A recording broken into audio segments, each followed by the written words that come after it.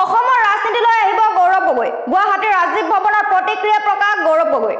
কি প্ৰতিক্ৰিয়া প্ৰকাশ কৰিলে গৌৰৱ গগৈ মোক একো পদবী নালাগে মাত্ৰ 2 বছৰ অসমক এৰি দিয়ক যোৰহাটৰ ৰাইজৰ মৰমতকৈ পদবী মোৰ বাবে ডাঙৰ নহয় এই মন্তব্য গৌৰৱ গগৈ জনাই গৈছে এই মুহূৰ্তৰ সবিশেষ খবৰ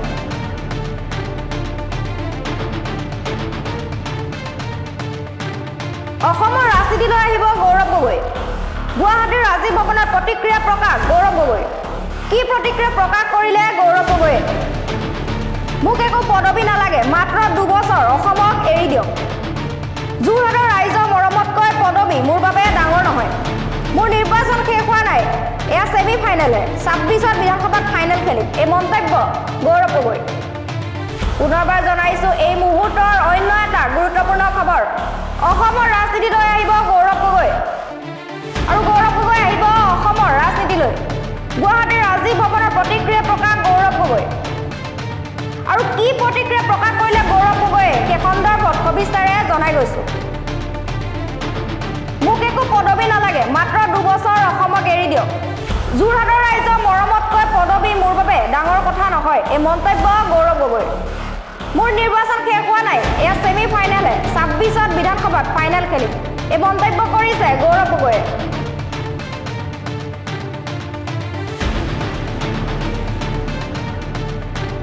আৰু গুৱাহাটীৰ ৰাজীৱ ভৱনত গৌৰৱ গগৈয়ে প্ৰকাশ কৰিছে প্ৰতিক্ৰিয়া আৰু কি প্ৰতিক্ৰিয়া প্ৰকাশ কৰিলে গৌৰৱ গগৈ মোক একো পদবী নালাগে মাত্ৰ 2 বছৰ অসমক এৰি দিয়ক যোৰহাটৰ ৰাইজৰ মৰমতকৈ পদবী মোৰ বাবে ডাঙৰ কথা নহয় এই মন্তব্য কৰিছে গৌৰৱ গগৈ মোৰ নিৰ্বাচন শেষ হোৱা নাই এয়া সেমি ফাইনেলহে 26ত বিধানসভাত ফাইনেল খেলিম এই মন্তব্য প্ৰকাশ গৌৰৱ গগৈ আৰু গৌৰৱ গগৈ প্ৰকাশ কৰা সেই মন্তব্য আমাৰ হাতত আছে আমি মন্তব্যটি আপোনালোকলৈ আগবঢ়াইছো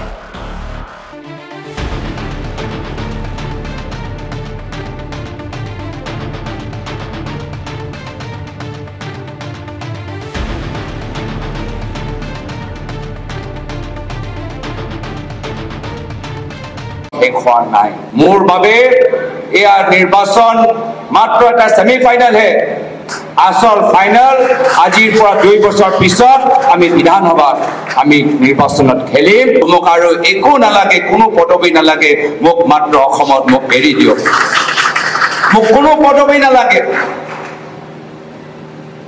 যোৰহাটৰ ৰাইজে যি মৰম আৰু যি উপহাৰ দিছে তাতকৈ ডাঙৰ কোনো পদবী হ'ব নোৱাৰে যোৰহাট লোকসভা সমষ্টিত সাংসদ হিচাপে অসমৰ ভিতৰত মোক 2 বছৰ এৰি দিয়ক মই কংগ্ৰেছ দলটোক সেৱা কৰিবলৈ বিচাৰো চাৰিওফালে আমাক ৰাইজৰ ওচৰত গৈ ৰাইজক সাহস দিবলৈ বিচাৰো যেতিয়া ৰাইজে নিজে ওলাই আহি ৰাইজে যেতিয়া নিৰ্বাচন খেলিবলৈ আহে শেষত গৈ ৰাইজৰ জয় হ'বই বেছি আনন্দত আমাক শুভেচ্ছা দি আমাৰ বিজয় যাত্ৰা কৰাই আমাক এলাহ কৰিব নালাগে যোৰহাট বিধানসভাৰ সমষ্টিত আমাৰ অভিভাৱক কোন তাত আমি 11,000 ব্যৱধানত আমি জিকি আহিলো সোণাৰীত মোৰ ৰাজনৈতিক বিৰোধীৰ নিজৰ গৃহ সমষ্টি আজি তাত আমি 10,000 ব্যৱধানত ওলাই আহিছো দৰে প্ৰাক্তন মুখ্যমন্ত্ৰী প্ৰয়াত তৰুণ গগৈদেৱৰ অসম যদি আমি ঘূৰাই আনিবলৈ বিচাৰো তেতিয়া ভৱিষ্যত আমাক আৰু কাম কৰিবলগীয়া আছে আৰু সেই কাৰণে মই কৈছো যে আপোনালোকৰ বাবে মই নাজানো কিন্তু মোৰ বাবে মোৰ নিৰ্বাচন শেষ হোৱা নাই মোৰ বাবে এয়া নিৰ্বাচন মাত্ৰ এটা সেমি ফাইনেল হে আসল ফাইনেল আজিৰ পৰা 2 বছৰ পিছত আমি বিধানসভাত আমি নিৰ্বাচনত খেলিম আৰু সকলোৱে মিলি আমি সেই খেলটো খেলিম আৰু আমি জিকিম আৰু যোৰহাট লোকসভা সমষ্টি ৰাইজে দেখাই দিলে যে এজন ৰাজনৈতিক অভিভাৱক নহলেও যদি ৰাইজে সিদ্ধান্ত লৈ লয়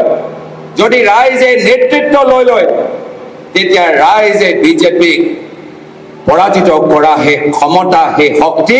অসমৰ জনসাধাৰণৰ ওচৰত আছে যোৰহাট সমষ্টি ৰাইজৰ ওচৰত আছে যোৰহাট বিধানসভাৰ সমষ্টিত আমাৰ অভিভাৱক কোন তাত আমি 11,000 ব্যৱধানত আমি জিকি আহিলো তিয়ক সমষ্টিত আমাৰ কোনো প্ৰাক্তন বিধায়ক নাই সেই তিয়ক সমষ্টিত আমি 20,000 ব্যৱধানত আমি 22,000 ব্যৱধানত ওলাই আহিছো মহামাৰাত আমাৰ কোনো প্ৰাক্তন বিধায়ক নাই অভিভাৱক নাই সেই মহামাৰা সমষ্টিত আমি 9,000 ব্যৱধানত আমি ওলাই আহিছো সোণাৰীত মোৰ ৰাজনৈতিক বিৰোধীৰ নিজৰ গৃহ সমষ্টি আজি তাত আমি 10,000 ব্যৱধানত ওলাই আহিছো তে সেইটোৱে আমাক এটা শিক্ষা দিয়ে যে যেতিয়া ৰাইজে নিজে ওলাই আহি ৰাইজে যেতিয়া নিৰ্বাচন খেলিবলৈ আহে শেষত গৈ ৰাইজৰ জয় হ'বই আজি ভাৰতবৰ্ষত আমি সেইটোৱে দেখা পাইছো উত্তৰ প্ৰদেশত সেইটোৱে আমি দেখা পাইছো উত্তৰ প্ৰদেশত বিজেপি ৰাজ্যৰ চৰকাৰ উত্তৰ প্ৰদেশত কেন্দ্ৰৰ বিজেপি চৰকাৰ কিন্তু উত্তৰ প্ৰদেশৰ ৰাইজে সাম্প্ৰদায়িক ৰাজনীতিৰ বিৰুদ্ধে নেতৃত্ব লৈ আজি তেওঁলোকে বিজেপিক যথেষ্ট দুৰ্বল কৰিছে এটা চমু উদাহৰণ দিবলৈ বিচাৰিছো আজি ৰাহুল গান্ধী ডাঙৰীয়াৰ ভোটৰ ব্যৱধান আৰু প্ৰধানমন্ত্ৰী নৰেন্দ্ৰ মোদী ডাঙৰীয়াৰ ভোটৰ ব্যৱধান তুলনা কৰক উত্তৰ প্ৰদেশৰ তুলনা কৰক ৰাহুল গান্ধী ডাঙৰীয়া উত্তৰ প্ৰদেশৰ ৰায়বৰেলী লোকসভা সমষ্টিৰ পৰা 1.6 লাখ ব্যৱধানত জিকি আহিছে আৰু প্ৰধানমন্ত্ৰী নৰেন্দ্ৰ মোদী ডাঙৰীয়া বাৰাণসী লোকসভা সমষ্টিৰ পৰা 1.5 লাখ ভোটৰ ব্যৱধানতে জিকি আহিছে ৰাহুল গান্ধী ডাঙৰীয়া ব্যৱধান আজি নৰেন্দ্ৰ মোদী ডাঙৰীয়াতকৈ বেছি উত্তৰ প্ৰদেশ যেনেকুৱা ৰাজ্যত আমি দেখা পাইছো তো সেইটোৱে আমাৰ লোকৰ কাৰণে এটা প্ৰেৰণা যে আহা বিধানসভা নিৰ্বাচনত যদি ৰাইজ একগোট হৈ যায় যদি ৰাইজে নেতৃত্ব লৈ লয় যদি ৰাইজে মন বনাই লয় তেতিয়া কংগ্ৰেছৰ নেতৃত্ব চৰকাৰ হ'বলৈ যাবই মই অলপ সময় ধুবুৰী নগাঁও আৰু যোৰহাট সমষ্টি বাদ দি আমাৰ বাকীকেইটা সমষ্টিৰ কথাও মই ক'বলৈ বিচাৰোঁ আমি যদিও তিনিগৰাকী সাংসদসকলক শুভেচ্ছা আমি দিছো কিন্তু মোৰ মতে আমি 14জন আমি প্ৰাৰ্থীক শুভেচ্ছা দিব লাগে আজি বৰপেটাত দিব্যায়ন ডাঙৰীয়া কষ্ট কৰিছে আমি দিব্যায়ন ডাঙৰীয়াক শুভেচ্ছা জ্ঞাপন কৰিব লাগে আৰু বৰপেটা লোকসভা সমষ্টি আমাৰ কংগ্ৰেছ কৰ্মীখিনিক শুভেচ্ছা দিব লাগে আজি দৰঙত আমি আমাৰ মাধৱ ৰাজবংশী ডাঙৰীয়াক শুভেচ্ছা জ্ঞাপন কৰিব লাগে আৰু দৰং লোকসভা সমষ্টি অন্তৰ্গত প্ৰত্যেক কংগ্ৰেছ কৰ্মীখিনিকো আমি শুভেচ্ছা জ্ঞাপন কৰিব লাগে একেৰাহে কৰিমগঞ্জ একেৰাহে শিলচৰ একেৰাহে কাৰ্বি আংলং একেৰাহে গুৱাহাটী একেৰাহে কাজিৰঙা একেৰাহে শোণিতপুৰ একেৰাহে লখিমপুৰ একেৰাহে ডিব্ৰুগড়ত মই চাৰিওফালে ভ্ৰমণ কৰিছো চাৰিওফালে আমাৰ কংগ্ৰেছৰ প্ৰাৰ্থী জোৰদাৰ যুঁজ দিছে আৰু কংগ্ৰেছৰ কৰ্মীখিনি নিষ্ঠাৰে কংগ্ৰেছ কৰিছে মই এই মঞ্চৰ পৰা সমগ্ৰ আমাৰ অসমবাসী কংগ্ৰেছ কৰ্মীখিনিক ধন্যবাদ আৰু শুভেচ্ছা জ্ঞাপন কৰিছো আৰু প্ৰত্যেক প্ৰাৰ্থীসকলক ক'বলৈ বিচাৰিছো যে নিৰ্বাচনৰ হাৰা জিকা থাকে কিন্তু আপোনালোকে যিদৰে নিৰ্বাচন খেলিলে আমি সকলোৱে গৌৰৱ অনুভৱ কৰিছো কাকো দুখিত হ'ব নালাগে সকলোৱে আগবাঢ়ি যাব লাগে আৰু বেছি জিৰণি ল'বলৈ নালাগে বেছি আনন্দত আমাক শুভেচ্ছা দি দি দি আমাৰ বিজয় যাত্ৰা কৰাই আমাক এলাহ কৰিব নালাগে আমাৰ এই প্ৰতিযোগিতা হৈ গ'ল যিমান আনন্দ কৰিব লাগে আমি কৰিলো আমাক ভৱিষ্যলৈ চাব লাগে ভৱিষ্যত আমাৰ পঞ্চায়ত নিৰ্বাচন আহি আছে আমি এতিয়াৰ পৰা পঞ্চায়ত নিৰ্বাচনৰ কাৰণে আমাক প্ৰস্তুত হ'ব লাগিব এতিয়াৰ পৰা লোকসভা নিৰ্বাচনৰ পৰা বুথ পৰ্যায় আমি আমাৰ অধ্যয়ন কৰি এতিয়াৰ পৰা আমাক পঞ্চায়ত নিৰ্বাচনৰ কাৰণে আমাক তৈয়াৰ হ'ব লাগিব বিভিন্ন সময়ত দলৰ নেতৃত্বই যি মোক নিৰ্দেশ দিছে মই পালন কৰিছো প্ৰথমবাৰ যেতিয়া মই 2014 চনত সাংসদ হলো মোক জুনিয়ৰ স্পোক্সপাৰসন বনাইছিলে জুনিয়ৰ স্পোক্সপাৰসন পৰা সিনিয়ৰ স্পোক্সপাৰসন বনালে সিনিয়ৰ স্পোক্সপাৰসনৰ পৰা মোক বিভিন্ন ৰাজ্যৰ স্ক্ৰিনিং কমিটি সদস্য দিলে স্ক্ৰিনিং কমিটি সদস্য পিছত ইনচাৰ্জ হিচাপে বংগাল আৰু পশ্চিম বংগাল আৰু মণিপুৰৰ দায়িত্ব দিলে স্ক্ৰিনিং পশ্চিমবংগ তত্ত্বাৱধায়কৰ পিছত মোক সদনৰ ভিতৰত এই ঐতিহাসিক দলৰ উপদলপতি হোৱা এটা মোক সৌভাগ্য দিলে তাৰ পিছত মোক যোৱা বছৰ ৰাজস্থানৰ স্ক্ৰিনিং কমিটিৰ চেয়াৰমেন বনালে CWC কমিটিৰ সদস্য বনালে এইবাৰ যোৰহাটৰ সমষ্টিত আজি প্ৰাৰ্থী হ'বলৈ মোক নিৰ্দেশ দিলে মোৰ দলৰ নেতৃত্বই যি নিৰ্দেশ দিছে মই পালন কৰিছো কিন্তু মই দলৰ নেতৃত্বক এটাহে কথা মই ক'বলৈ বিচাৰো যে হ'ব পাৰে এই বছৰ দিল্লী আৰু হাৰিয়ানা আৰু মহাৰাষ্ট্ৰত গুৰুত্বপূৰ্ণ নিৰ্বাচন হ'ব আৰু হ'ব পাৰে দিল্লীত আমাৰ চৰকাৰ হ'ব হাৰিয়ানাৰ চৰকাৰ হোৱাটো খটাং আৰু মহাৰাষ্ট্ৰত য'ত আমি আটাইতকৈ বেছি সাংসদ আমি জিকি আহিবলৈ সক্ষম হৈছো মহাৰাষ্ট্ৰত আমাৰ কংগ্ৰেছ নেতৃত্বৰ চৰকাৰ হ'বলৈ গৈ আছে